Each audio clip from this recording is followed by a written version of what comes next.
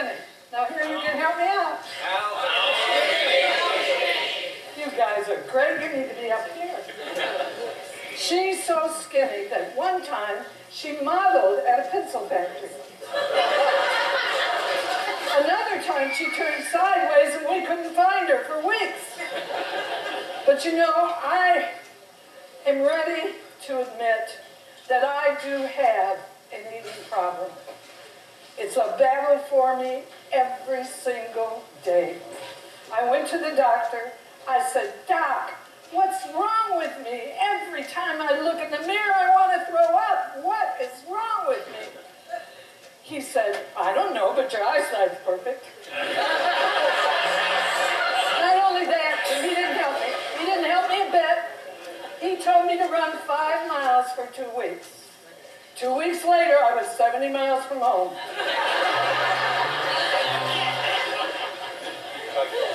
Oh, a little background. Last week was the roughest week of all. I went to my psychologist, and he said, "You're crazy." I said, "Wait a minute, I think I'd like to have a second opinion." He said, "All right, you're ugly too." Listen, I'm not going to stay up here too long because there's still some dessert left over on our table. So I'm going to leave you for a while. But while I'm enjoying my dessert, why don't we just go on with the show with our wonderful variety players? See you later.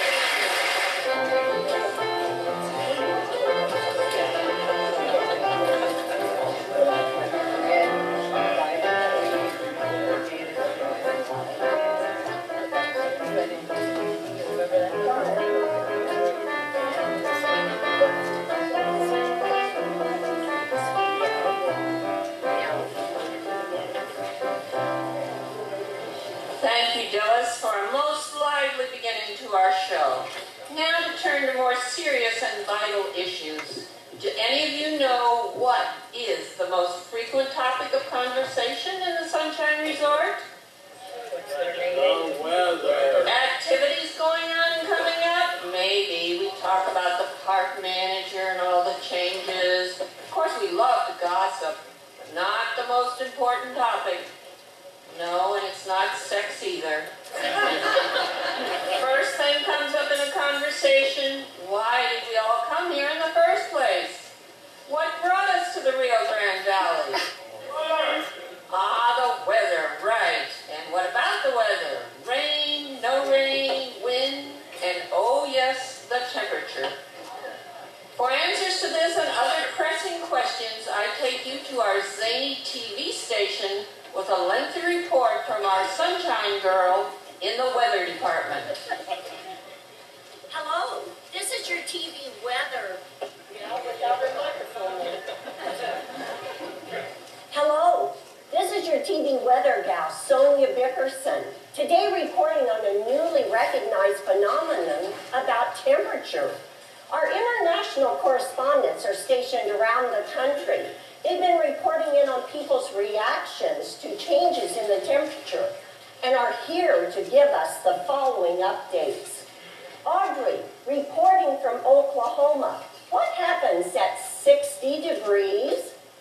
Hokies put their sweaters on. Now we go to Harley in Texas. Can you tell us what happens at 50 degrees?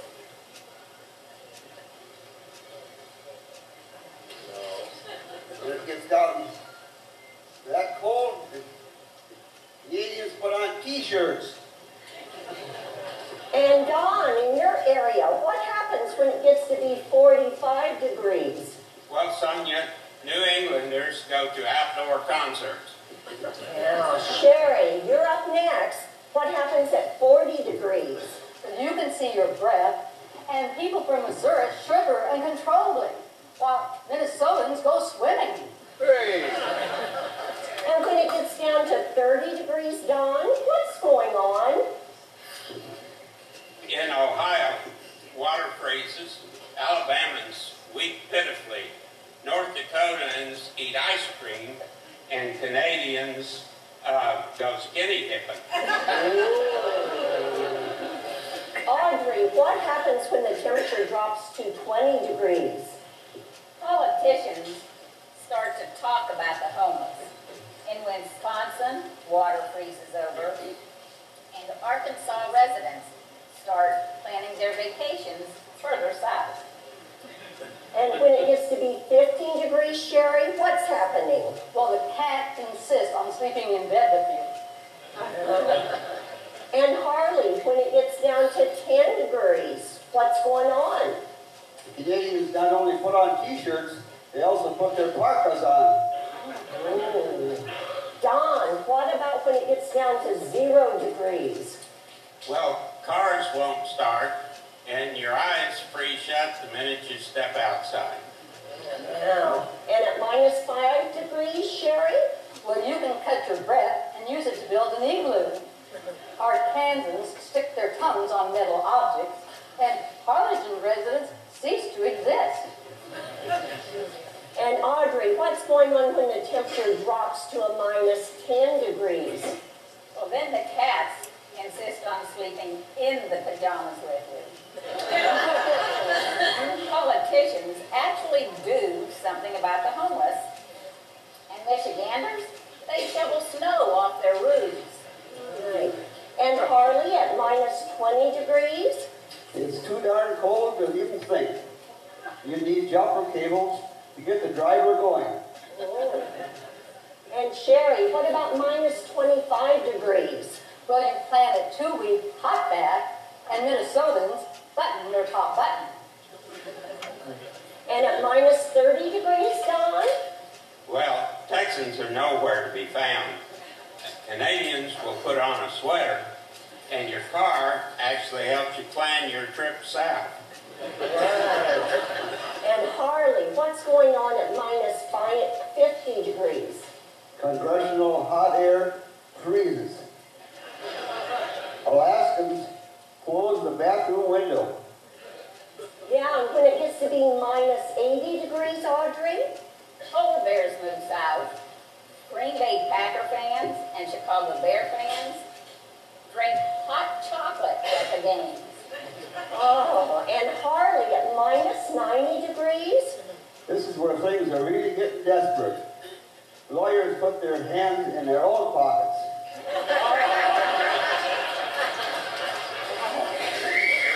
Oh, and finally at -100 degrees? Hell freezes over, Clinton finally tells all, and Santa moves operations to Panama. So now, thank you, correspondent, for your report. Now we can all see that temperature is really just a matter of perspective and where you are from. Now I want to turn it over to our news team, which has a very unusual and interesting report coming right up. This is your weather gal, Sonia Bickerson, signing off. Keep warm.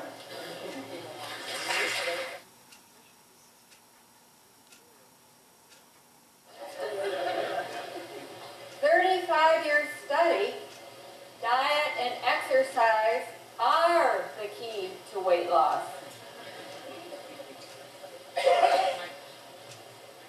Microsoft announces it has perfected its newest versions of Windows, so it now crashes before installation is completed. So there you have it, an extraordinary piece of news reporting by our ace reporters. Finally, on the international front, we have bulletins in from around the world. In response to the latest terrorist threats, several countries have upgraded their status alerts.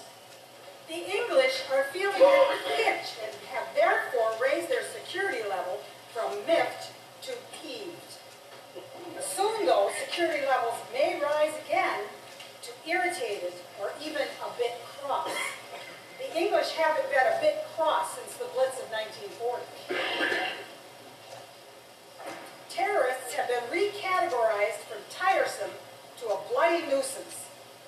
The last time the British issued a bloody nuisance warning level was in 1588 when threatened by the Spanish Armada.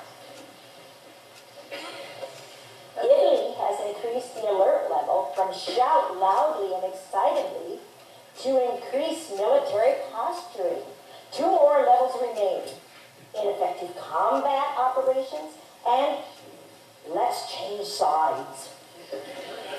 Belgians, on the other hand, are all on holiday as usual.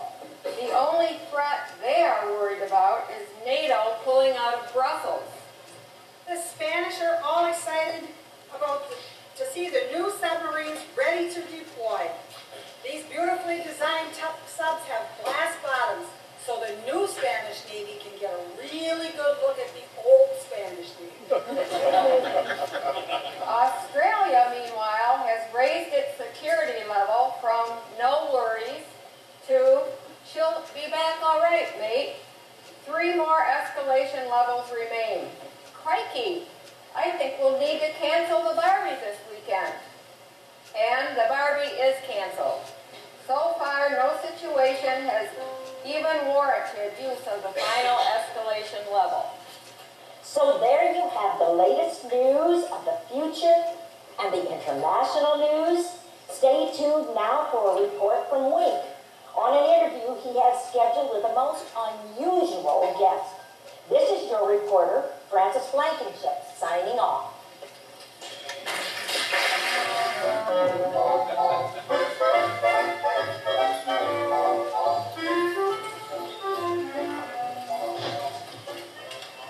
Thank you to the Wink Winkerman Orchestra, as always, for showing us that the sound of music and the sound of someone choking a frog can be almost identical.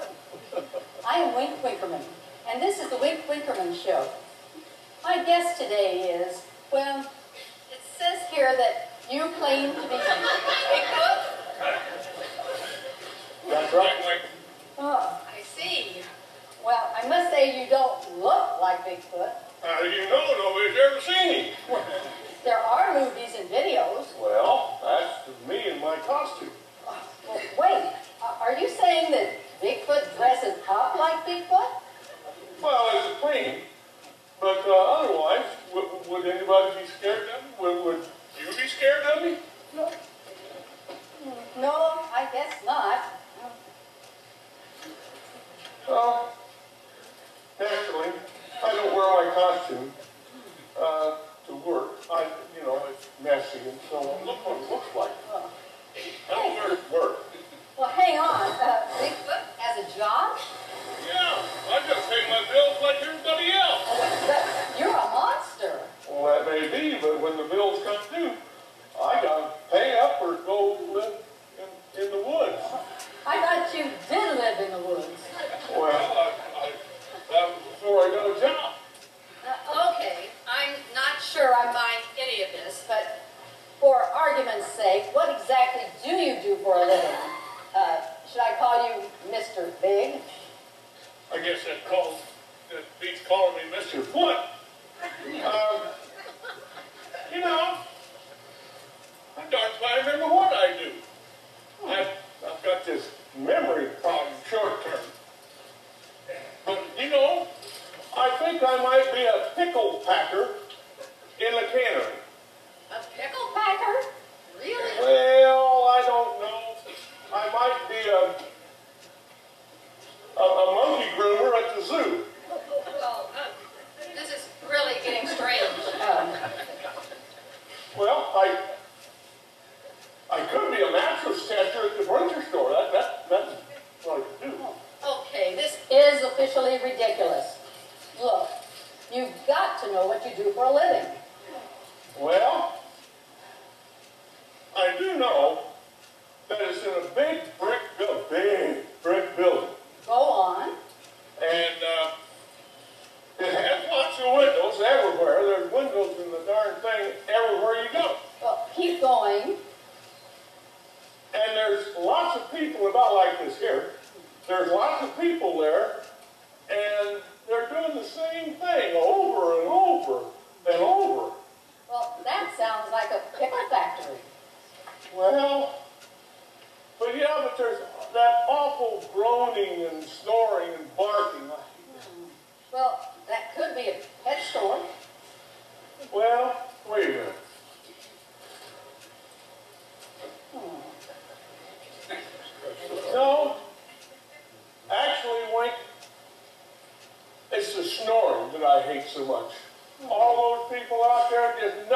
but snoring. All the way over from one street way over there. Well, I think you could be right. You could very well be a mattress tester. Well, I just remembered what I do. Oh. Yeah, I go to work every day, and if I remember, I'm a member of Congress. The mindless repetition, the animal noises, the snoring. You know what? Never mind. It makes sense when you think of it.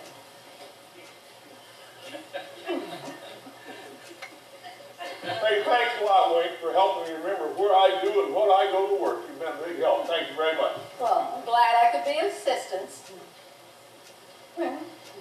Well, you know, although I'm going to miss going to work and so on, I'll be out.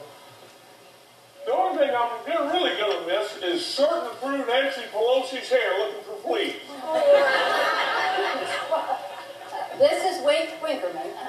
Be sure to tune in next time when my guest will be DeWitt Plump, a man who claims to have printed the world's largest miniature Bible.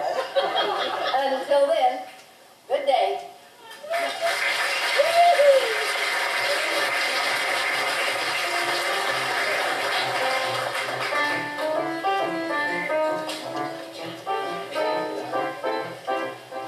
Next, we have two short skits for you covering some routine situations in a very unroutine way.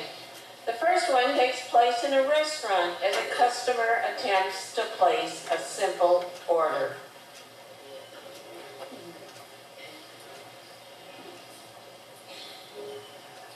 Hi, welcome. We like to make sure our customers are very satisfied here at TGI. Yeah, that's fine and dandy, but, you know, I don't really care. Can I have a Coke? Would Pepsi be okay? You know what? I think I'll just get a hamburger. Would ribs be okay? Just tell me where the restroom is. Well, is bathroom okay? Whatever. Just tell me where it is. Okay. You go down the hall, and the restroom's on the left and the men's room's on the right. But if you were sitting on the other side when you went down the hall, you take a left, and the men's room's on the right and the bathroom's on the left. Oh, let me just speak to your manager, please. Would supervisor be okay? Is there a problem, ma'am? Yes.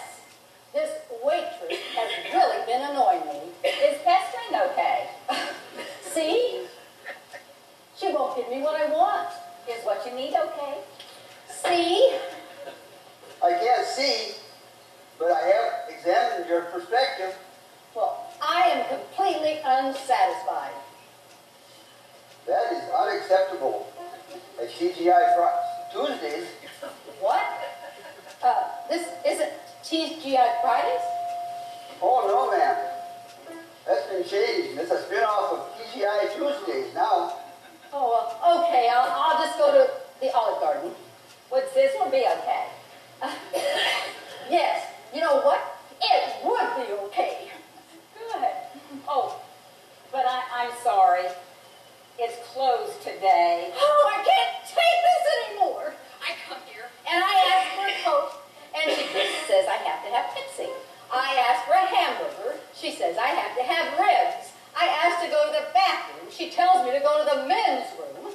I ask to speak to a manager, and I have to settle for a little old supervisor. Hey, I'm right here. Well, I don't care. I just want something to eat.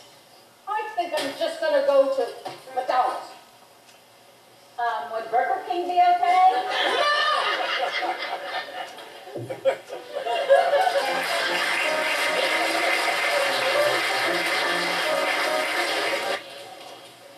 The next one takes place in an employment office. An office manager and her assistant are interviewing an applicant for a new job position which they hope to fill.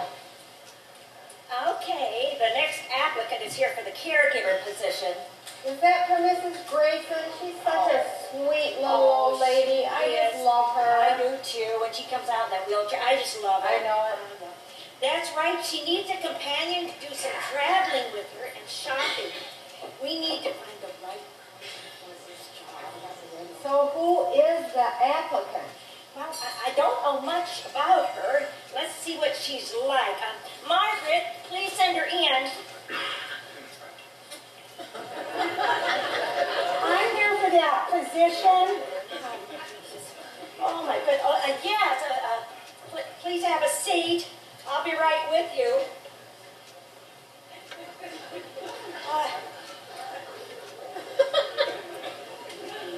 Are you one looking for the companion?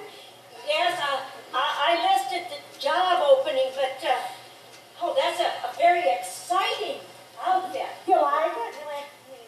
It's my first date outfit. Well, I guess this is like a first date, and your name is, I'm sorry, I can't seem to find your application. What is your name? It's anything you'd like it to be, but most people call me Sugar. Okay, why do they call you Sugar? Because I'm the sweetest thing they've ever seen.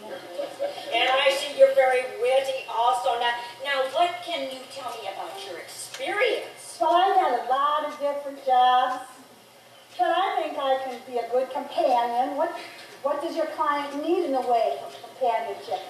Well, she is very elderly, and she needs a lot of help getting around, like to restaurants, take her shopping, things a companion would do. Well, this is a different kind of job for me, but I think I can do it.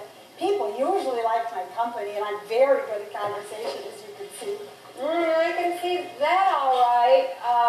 But do you have any idea, like, of what kind of clothing that would be appropriate for the job, or do you have any other outfits that you could wear? Well, of course I do. Let me think a minute. I suppose you wouldn't want something as glamorous as my first date outfit. After all, I wouldn't want to outshine my companion. Well, the job doesn't have a uniform, but you need clothes that would be appropriate for wherever you're going to go with her. Well, what kind of places does she go? Well, usually your upscale stores and your better restaurants. And I suppose she does eat at all the best restaurants. Is that right? She does. Of course, in this job, appearances do make a difference, and you would need to fit in. Well, I suppose I would just have to learn as I go along and try on some of my different outfits. Would that be all right? We'll have to think about that, and we'll let you know. We do have a few other applicants to interview. Well, okay, but don't take too long. There are some other very important positions I'm considering. Ta-ta! Well, what do you think? What do I think? I think we need to interview some more applicants.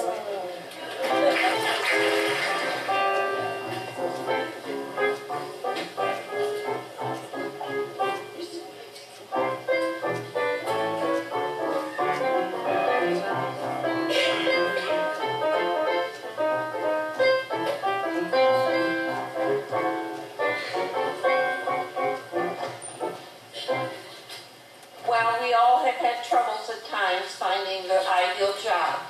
For the next person, this seems to be the story of her life. Hi there. I was just up in my attic, cleaning up. I found this old suitcase, and it's just filled with all kinds of mementos of the jobs I've had through my life. I thought I'd like to share some of them with you. Oh, the memories. Oh, my very first job. We all remember our very first job, don't we? I worked in an orange juice factory, but I got canned. I just couldn't concentrate. So then I thought, I'm going to go out in the woods, out in nature. I've always loved nature, being out in the peace and quiet and the birds and everything. And I came up on a lumberjack camp. There's no reason why I can't do that. What? But I just couldn't hack it. So they gave me the axe. Oh, I felt like such a failure. And then I got to thinking. I saw an ad in the newspaper, help needed, for a tailor. Oh, yes, I could fit right in. Oh, but I just wasn't suited for it. Mainly because it was a so-so job. No, it wasn't up my alley at all. But the next thing, I was walking down the street and I saw this muffler shop and they say, help wanted. Sure, why not? I can put on mufflers. I can do that. Way too exhausting. Forget that one too. Then I thought, I know what I can do. I'll go to school.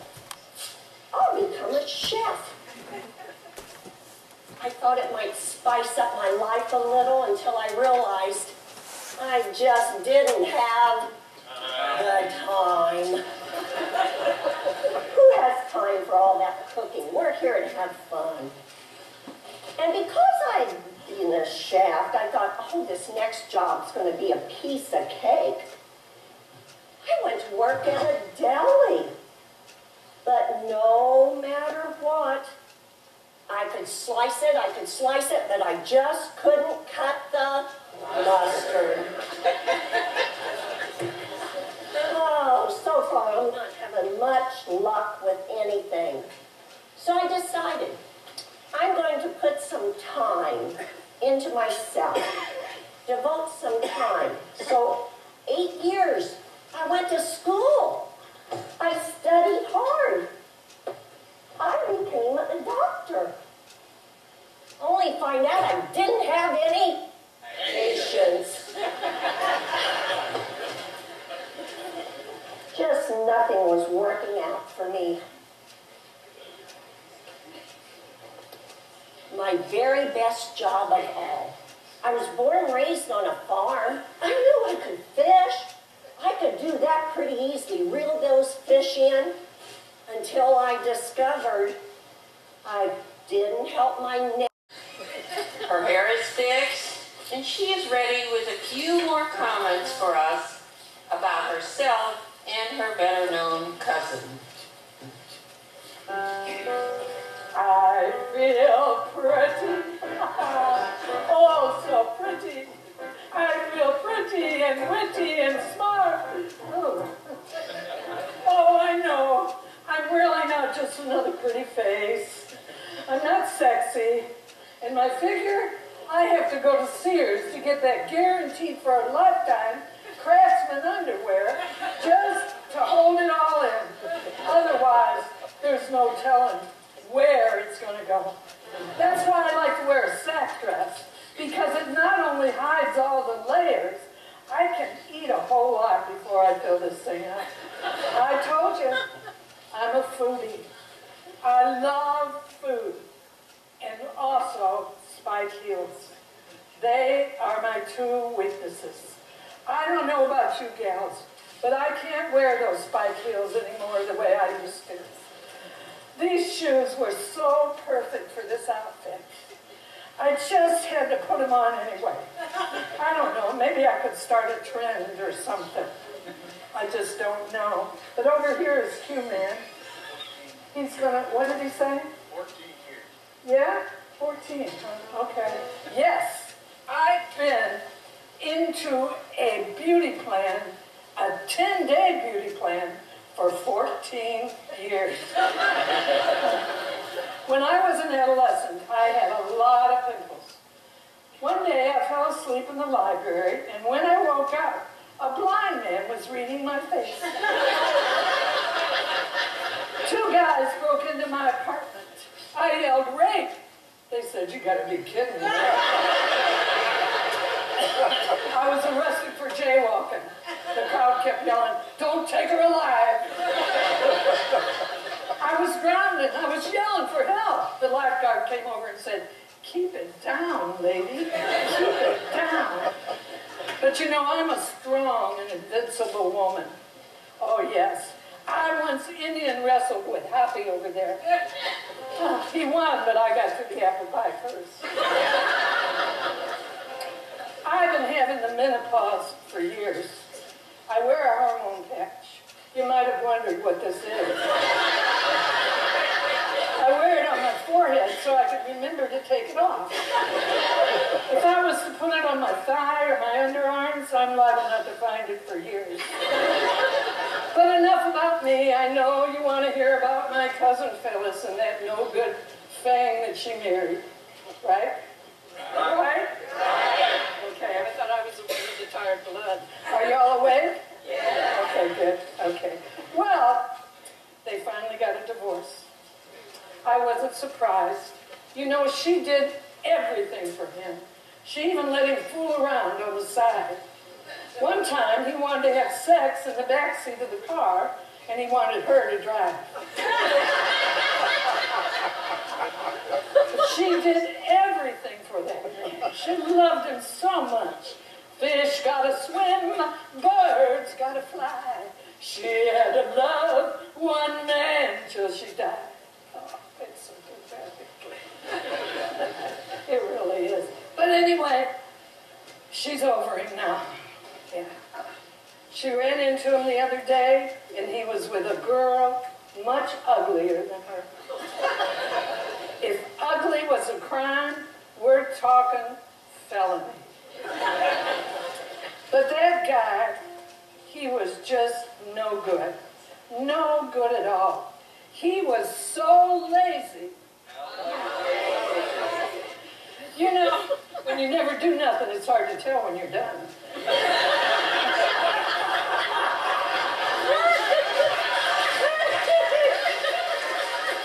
Not only that, but he was so slow.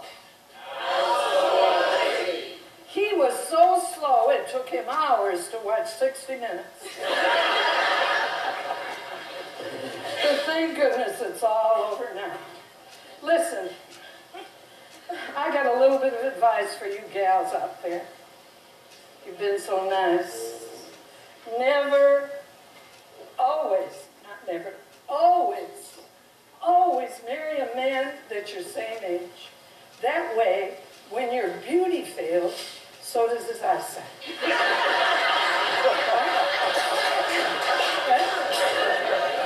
Listen, I gotta go because I'm on a 15-minute eating program. Yeah.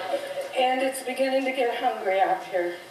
But I'm glad I came, and maybe I'll see you again. I don't know. Maybe the next time you'll be able to get Phyllis back. But anyway, I'm going to leave you. See ya. Wouldn't want to be here. Oh, by the way, does anybody know where I can find an all-night buffet?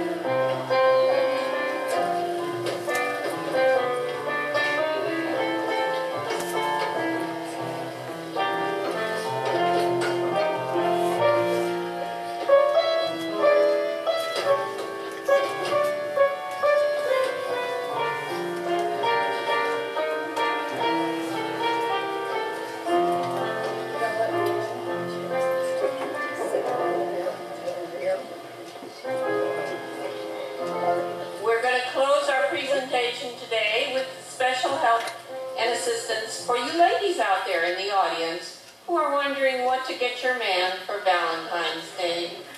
Now, there's never a problem about what to get women for Valentine's Day. That is obvious. Jewelry, gold, silver is great. Flowers are always popular. In for winter. But we realized it was a little harder in deciding what to get men for Valentine's Day, and it's coming up pretty soon, so we thought it might help out if we reviewed some of the well-known rules for buying gifts for men. We think the men will be pleased with most of our suggestions. Ladies, would you repeat the rules for our audience? Rule number 1, whenever in doubt, buy him a cordless drill. It doesn't matter if he already has one. I mean, as a matter of fact, I have a friend who has 17, and he has yet to complain. So, as a man, you can never have too many drills. No one knows why. Rule number 2, if you can't afford a cordless drill, buy him something that has ratchet or socket in it. Men love to say one of those 2 words. Hey, George, could you hand me my ratchet? Sure. Bob, do you have a 3/8" socket? Okay. No one knows why. If you're really, really broke, buy him something for his car. A 99-cent ice scraper, a small bottle of de-icer, something to hang from the rear view mirror. Men love anything for their cars.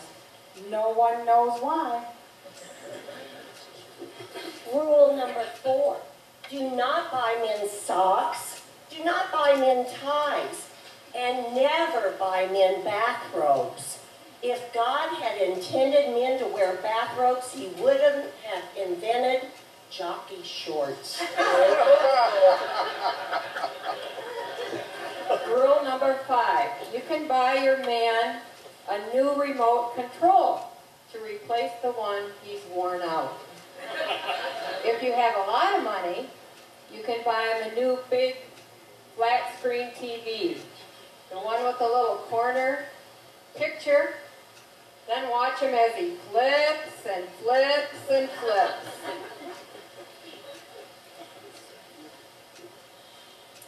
Rule number 6, never buy men industrial containers of aftershave or deodorant.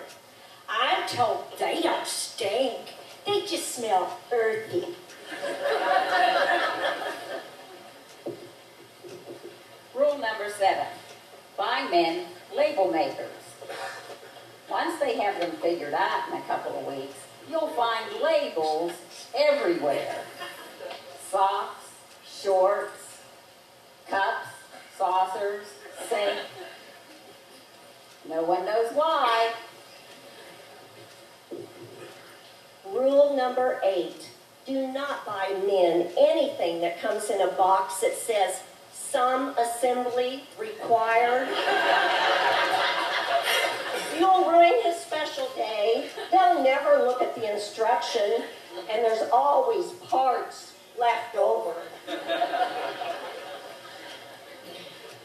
Rule number 9, good places to shop for men include John Deere, Home Depot, and Napa Auto Parts. Oh, is that a starter for a 68 Ford Fairlane? Oh gosh, thank you.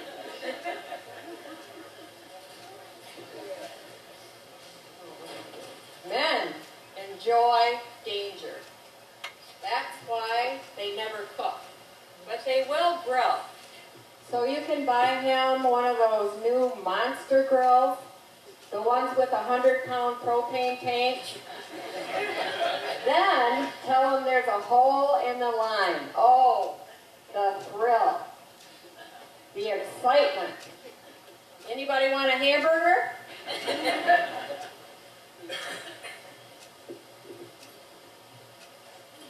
Tickets to a Patriots game. But never buy men tickets to a ladies' fashion show. He will not appreciate it. Everyone knows why.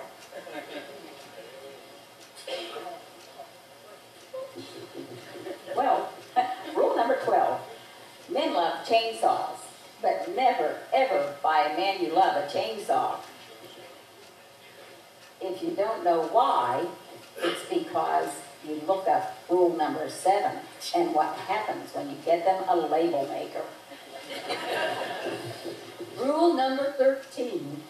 You know it's hard to beat a really good, sturdy wheelbarrow or a extension aluminum ladder. I mean, no real man would take a little step ladder. It's got to be an extension ladder. No one knows why. Rule number 14, rope. Men love rope. It takes them back to their cowboy days, or at least back to the Boy Scouts. Nothing says love like 3/8-inch manila rope. No one knows why. Now, if you men have any brief comment you want to add to these well-formulated rules, we will be more than glad to hear them. Yes, if there's anything that ticks us men off, is when we're out driving our vehicles, looking for an address or a building, and they accuse us of not stopping to ask for directions. You suppose that's why they invented GPS? I don't like those GPS things. We got one, and it wasn't 30 miles out of town, and I had 2 women tell me where to go. And by the way, you forgot some things. You got to go to Johnny's Hardware, right, guys? You've got Lowe's, you've got Home Depot. Well, she said that, but she didn't mean it. And she forgot to Harbor Freight, too. That's so far away. I'll go with you next time, though. And she forgot Dairy Queen, of all things. What's up with that? Well, there's just several things that every man has got to have in his toolbox. A hammer, a pair of pliers, a screwdriver, duct tape, baling wire, and WD-40. Thank you one and all for your contributions. This concludes our show tonight, but I'd like to introduce the cast to you in the order of their appearance. Dillis Spiller, played by Nancy Maynard.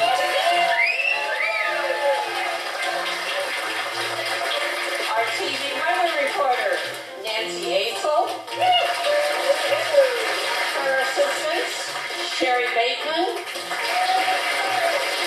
Arlette Deering, Don Maynard, Audrey Horton, our Ace News reporters, Pat Youngling, Brenda Bone, Mary Jo Pope, Bigfoot, played by Joe Baker.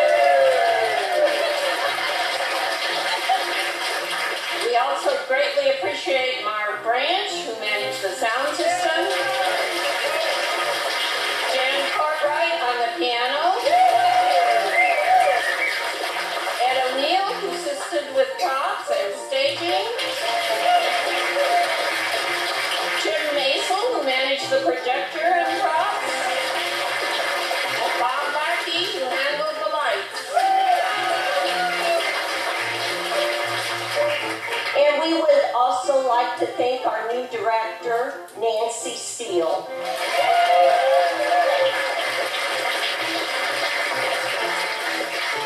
Our next program will be on March 7 in Friendship Hall.